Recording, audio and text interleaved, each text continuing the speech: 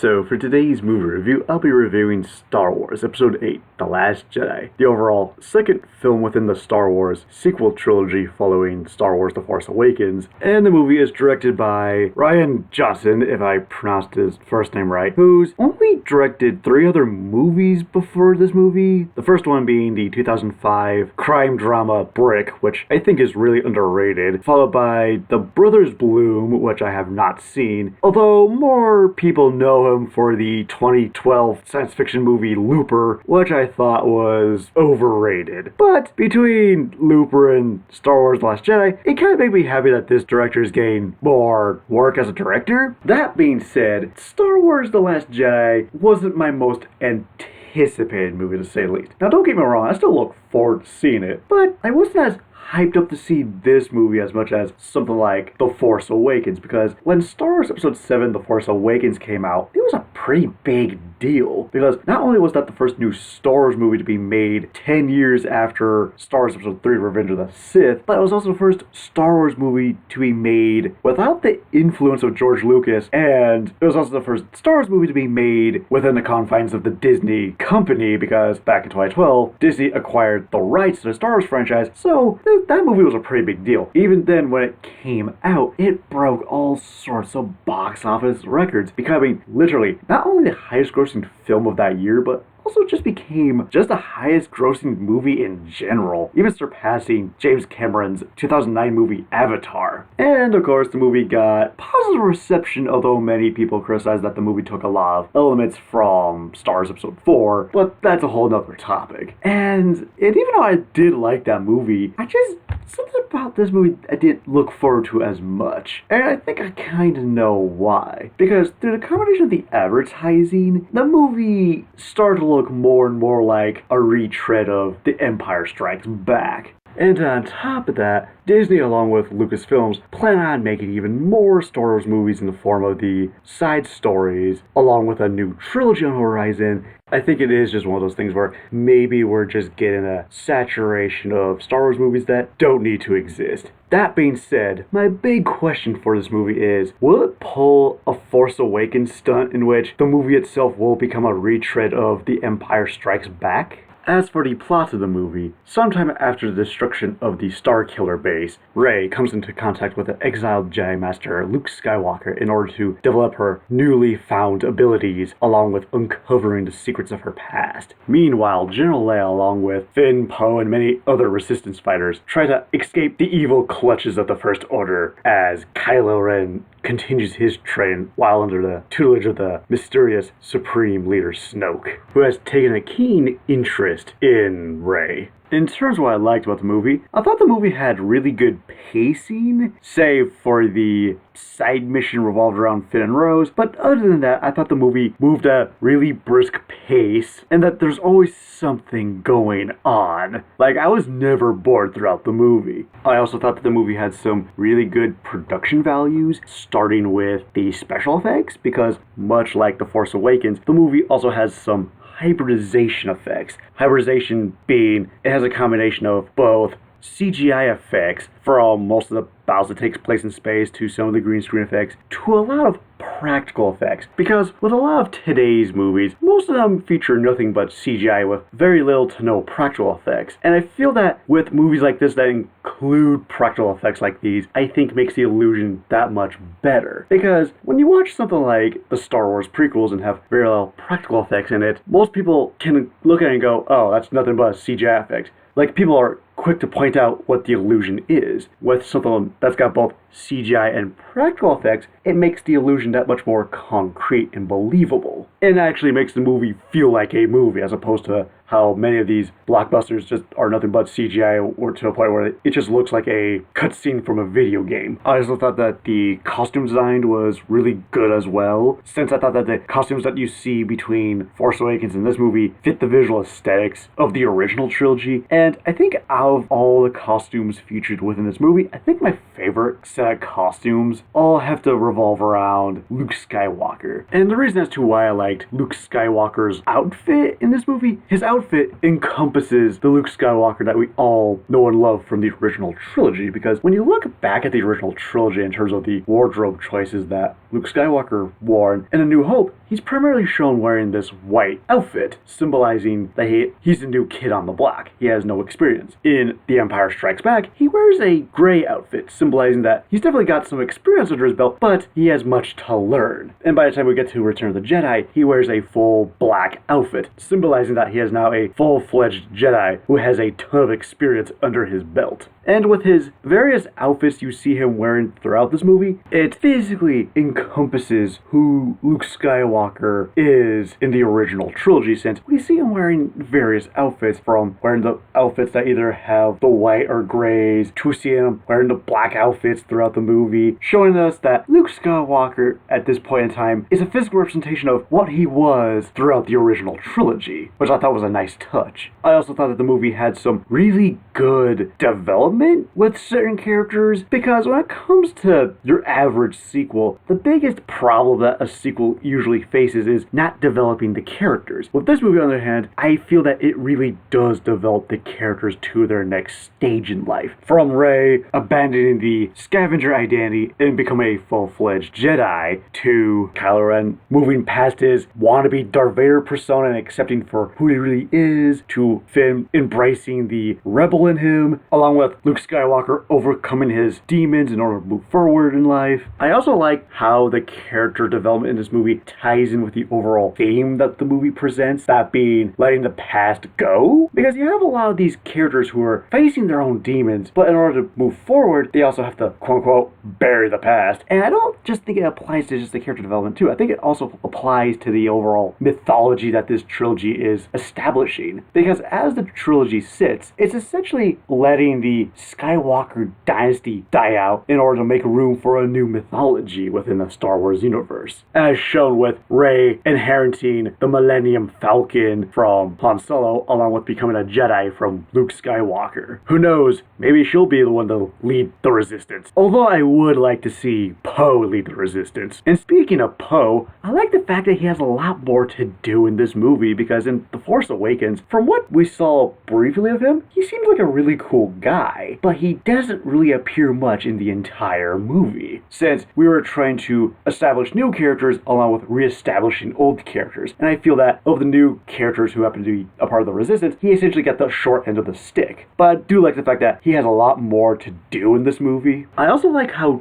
challenging this movie was for me, because this past year, when I saw movies like Wonder Woman or Kong Skull Island, I sat there going, yeah, I liked these movies, and that was it. With this, on the other hand, I definitely liked it, but I also had mixed feelings towards it at first, and I just didn't know why. But then, the more I thought about it, I actually really appreciate what this film did in the long run. It made me think in a mature way, and the movie had a lot of surprising twists in it. Like, I'm not gonna reveal what they were, but when they happened, I was really surprised by them. And I was like, wow, they really went there. Like, I didn't expect it at all. Like, it was a bold move on Rian Johnson's part for making those scenes as unpredictable as possible. Because there's this one point that I'm not gonna reveal where something happens to one of the bad guys, and I'm like, okay, so we're near the end, we're about to wrap up. But then I started thinking, I was like, wait a minute, if they're gonna take care of that character that early, and yet there's 30 minutes left, how's the rest of the movie gonna end? And by the time the movie came to an end, I was like, how is this going to affect the sequel? Like, I really want to know what's gonna happen in episode 9 now because of the events that occurred in this movie. Like, I think the movie is just that bold and unpredictable in a good way. Also, I like how this movie is essentially this generation's Empire Strikes Back in a good way. Because with something like The Force Awakens, it literally is just a remake of A New Hope, where all the scriptwriters did was,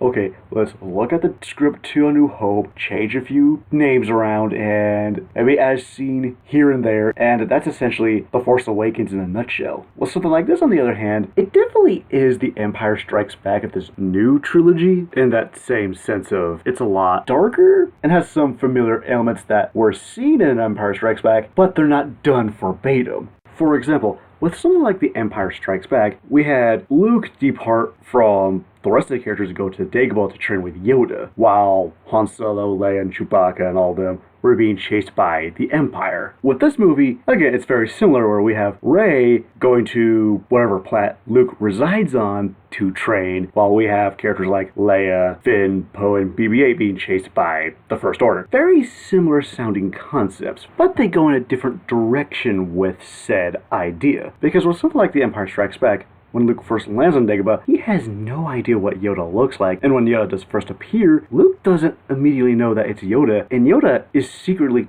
testing Luke to see whether or not he's worthy of becoming a Jedi. With this movie, on the other hand, Rey lands on the island, manages to find Luke Skywalker successfully, but Luke doesn't test her or anything. If anything, he's like, no, I'm not training you, and just ignores her for a good chunk of the movie. So, in a sense, it's kind of like what George Lucas said when making the prequel trilogy, where he wants things to rhyme, essentially. And in this case, The Last Jedi does have a lot of the same notes as The Empire Strikes Back, but they've been tweaked to make it its own thing. In terms of what I disliked about this movie, I know that this particular plot point is something that everyone's addressing, but it definitely is a problem with the movie, that being the subplot revolved around Finn and the new character Rose going to some casino in order to find this really skilled hacker. And I feel that anytime the movie goes to this particular subplot, the pacing halts the movie a bit, and I don't feel that the movie isn't as urgent as it should be. Because before this particular subplot even takes place, Poe tells Finn and Rose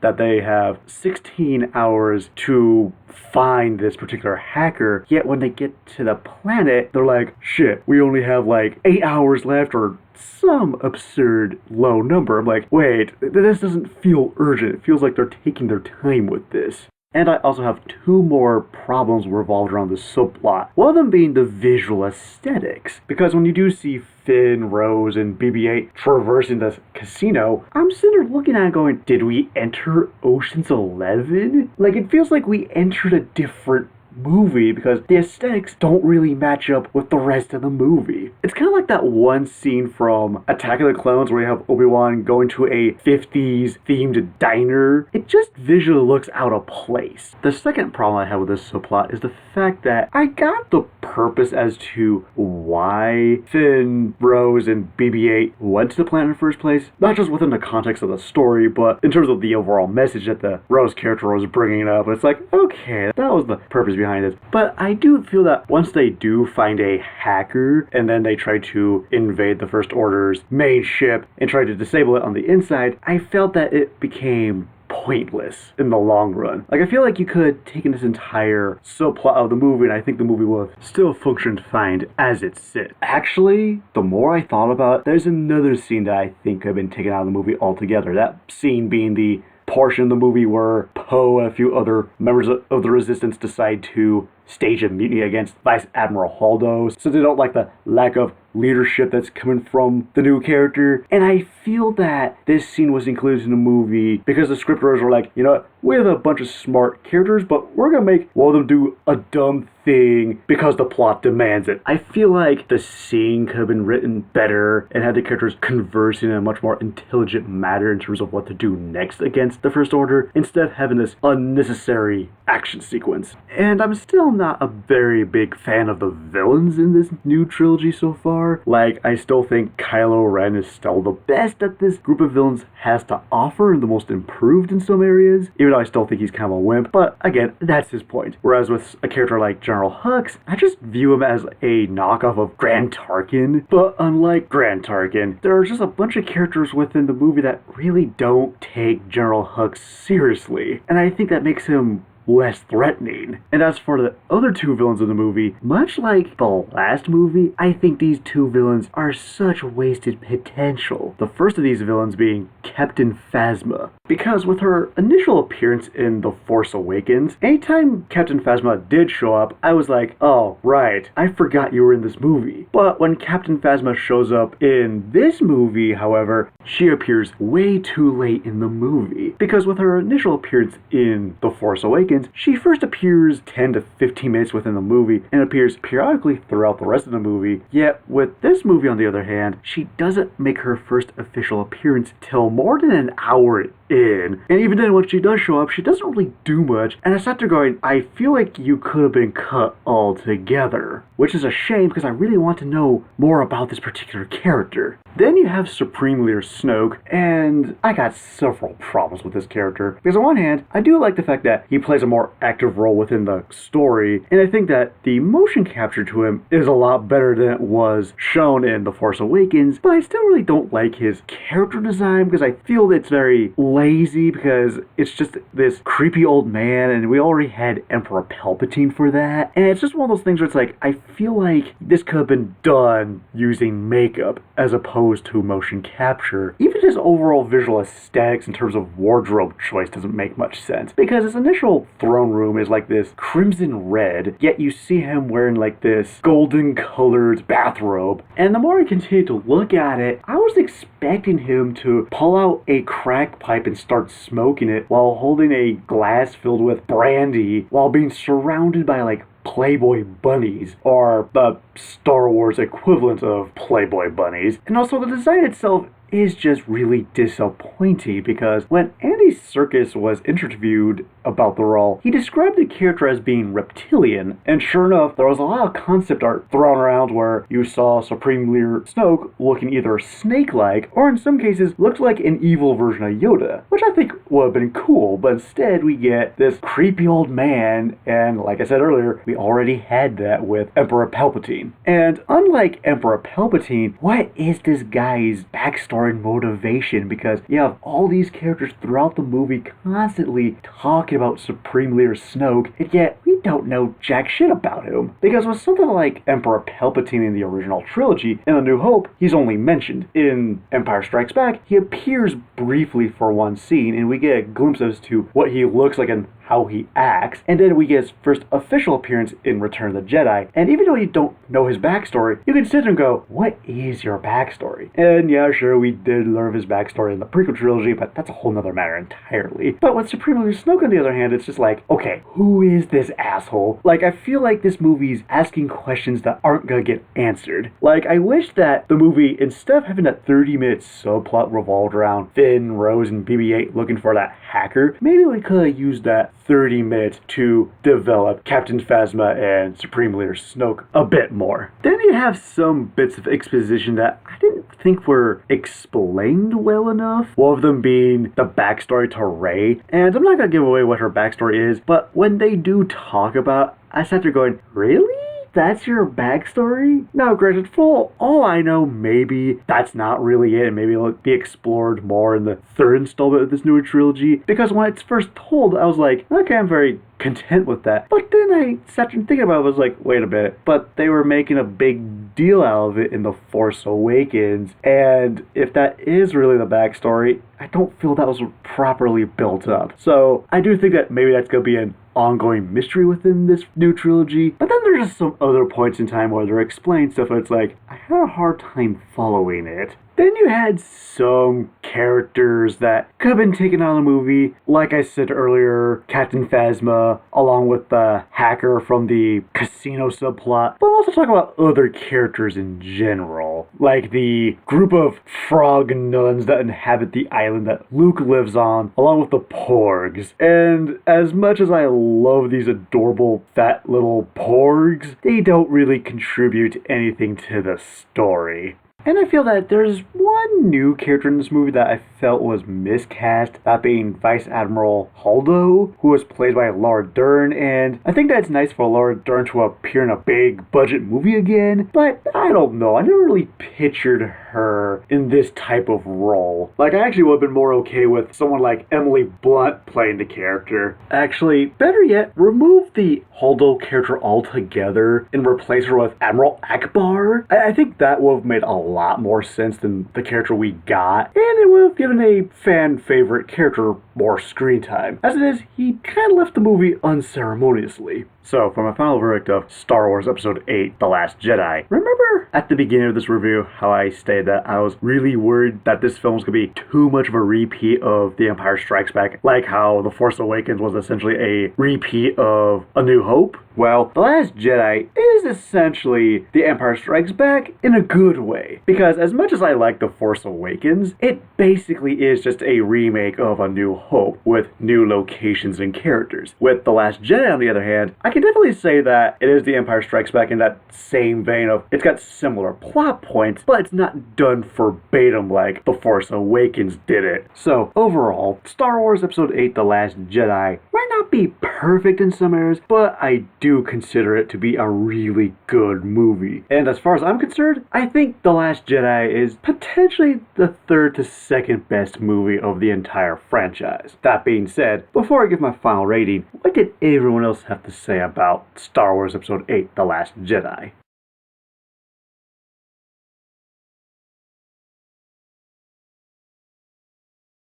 So it looks like the movie got generally positive reception from the critics, yet mixed results from the movie-going audience. I just find that fascinating because it's kind of like the reversal of Justice League, where movie-going critics hated the movie, but movie-going audiences liked the movie, whereas for this movie, it's the other way around. I just find that to be kind of odd, even though I consider this to be the much better movie. But anywho, for my final rating of Star Wars Episode 8, The Last Jedi, I give it a 4 out of 5. So, out of the Star Wars movies that have come to theaters so far, which one's been your favorite? And see you later.